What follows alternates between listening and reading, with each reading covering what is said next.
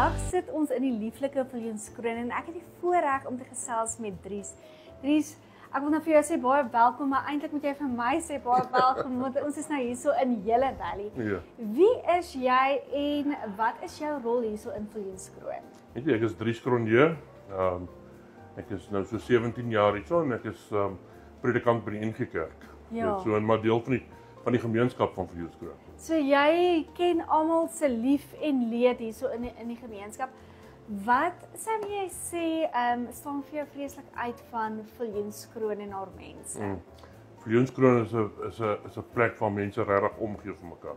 Ja. Dit is 'n gasvrye, gul mense wat 'n mens ontvang met oop arms en wie se hande oop is vir mekaar en sy harte oop is vir mekaar en dit maak dit eintlik maklik om hier te bly.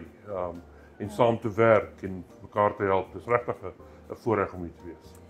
So Dries, daar's baie vervallendheid nou in die land en ook in veral plattelandse dorpe. Hoe oorbrug julle dit? En ek neem aan saam met die vervallendheid is daar werksverliese en julle is nou betrokke by 'n gemeente. Ja. Is daar baie hulpbehoevende mense en hoe help julle dan nou daar? Ja, kom ons deel die vraag in twee, weet wat die vervallendheid aanbetref, dit gebeur nou maar oral. Ja. Mense sien dit oral in ons omgewing, ook in Viljoenskroon. Soos al die klein plattelandse dorpies kla mense oor paaie en die goede. Maar daar's baie mooi gemeenskapsinisiatiewe om self in te spring en skoon te maak en te herstel en so aan. So ons is weer eens baie dankbaar vir die mense. AfriForum speel 'n redelike groot rol, maar dis die mense van Viljoenskroon wat aktief betrokke raak daarbey.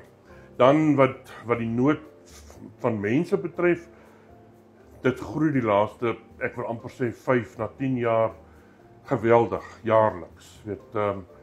Ons as gemeente probeer soveel as moontlik mense ondersteun.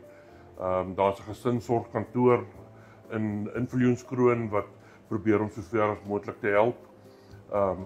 Ja, mens kan net nie genoeg doen nie. Dis die groot ding. Die finansiële beperkings en so aan maak dit regtig moeilik. Daar's groot nood, maar mense kyk mooi na mekaar. Ja, en ek dink dit is lekker, soos wat jy het van gasvryheid gepraat en menslikheid en ek dink dit is iets wat toonaangewend is van plattelandse dorpe want jy gaan nie net een keer verby iemand loop nie. Ja. Die kans dat jy meer male iemand gaan sien is baie meer in plattelandse dorpies as in stede en ek dink daai sense of community word op sigself daardeur dan ook gebou. Julle is hier so in die Vrystaat kant van die Vaalrivier en Nampo is ook aan die gang hier so in your neck of the woods soos hulle sê. Het dit 'n effek op julle dorp? Kom hier 'n bietjie inkomste van daai gedeelte af ook? Ongelooflike sterk effek. Nampo is op 'n manier 'n lewensaar, ek dink vir Viljoenskroon en Botawil, wel selfs baie weier tot in Wolmaranstad en Klerksdorp en Hartbeesfontein en Potchefstroom. Daar kom soveel mense dat ons plaaslike gemeenskap het eenvoudig nie genoeg verblyf om aan te bied nie. So dis 'n ongelooflike finansiële inspuiting van daai mense se kant af en aan die ander kant daar's geleenthede vir organisasies, plaaslike organisasies om dan 'n stalletjie of 'n kosstalletjie of iets op Nampo te hê wat ook weer 'n ander soortige finansiële inspuiting is in die gemeenskap. So ja, Nampo is 'n groot ding. Hier's wonderlike ander geleenthede wat ook in die dorp is. Ons plaaslike skool bied elke tweede Saterdag van Maart maand 'n pragtige oor die valfees aan waar daar billetjie rugby en ek weet nie wat noem hulle die klein netbal nie, ek sou nie seker dit nou vergeet, maar wat hulle aanbied, en daar kom skole van reg oor die Vrystaat, Noordwes selfs tot in die Sasolburg en Valdriehoek en daai wêreld en dis alles wonderlike gemeenskapsprojekte waar mense saamwerk. Die mense van Viljoenskroon werk lekker saam en uiteindelik het dit 'n groot betekenis ook wat finansies aanbetref. Dit is wonderlik eintlik dat een inisiatief soos Nampo so groot invloed het, maar soos wat jy sê, dit is eintlik 'n rad wat as hy net aan die gang kom. Mense is geskape om waarde toe te voeg. Ja. En ek dink as jy mense saam sit, ek weet daar is baie gevalle waar mense destruktief kan wees, maar ek dink die binne in ons wil ons almal help en ons wil graag 'n lekker gemeenskap wees. Hoe voel dit om 'n predikant te wees in so 'n omgewing? Ja, weet jy, dis 'n ongelooflike voorreg. Weet ek praat nou, ek is predikant in die NG Kerk, maar daar's so 'n mooi verhouding tussen die geestelike leiers oor die algemeen in die gemeenskap.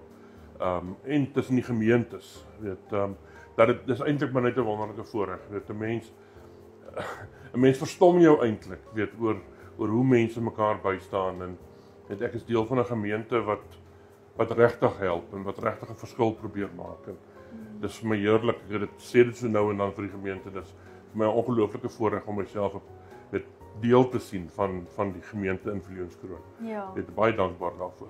As ek maar vra, hoe oud is julle gemeente op die stadium? Die gemeente self is ja, seker 105 jaar, 100 ja, min of meer daar. Diep store getrap Ja. so in die gemeenskap, ja. Ja, dis 'n baken, weet, in die dorp van Viljoenskroon. Ja. Weet, Ja. dis sonder om iets weg te vat van enige van die ander gemeentes. Hulle doen wonderlike werk, ons werk lekker saam. Ja. Weet, maar ja, ek is gelukkig waar ek is. Hoorie sommer, jy straal sommer net vir my hoop uit en positiwiteit en dis lekker en dit is so nodig in die tyd waarin ons leef om net mense wat eintlik ook dan nou bakens van hoop is te hê, want as jy sosiale media oopmaak dan kan dit so negatief en oorweldigend wees en nie net op eie bodem nie, internasionaal voel dit net asof alles deurmekaar is en dan as 'n mens net so 'n bietjie gegrond word en waar dan nou beter as hier in die platte land, nê, dan sien ons hier's hoop, hier's 'n toekoms en ek sê altyd solank as wat daar asem is daar hoop. Ja. So dankie vir die hoop wat jy gee nie net vandag vir ons nie, maar die rol en die funksie wat jy en julle gemeente en dan nou die breë gemeenskap speel vir Viljoenskroon. Is daar iets wat jy vir ons wil sê, 'n staaltjie dalk, iets wat interessant is wat dalk in die gemeente al gebeur het?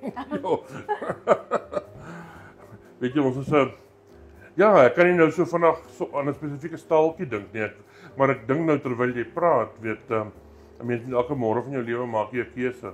As ek opstaan, wat doen ek? Kyk ek af of kyk ek op? Wow. En as 'n mens afkyk, dan sien jy net probleme. As mens opkyk, sien jy hoop en kry jy antwoorde en kry jy krag.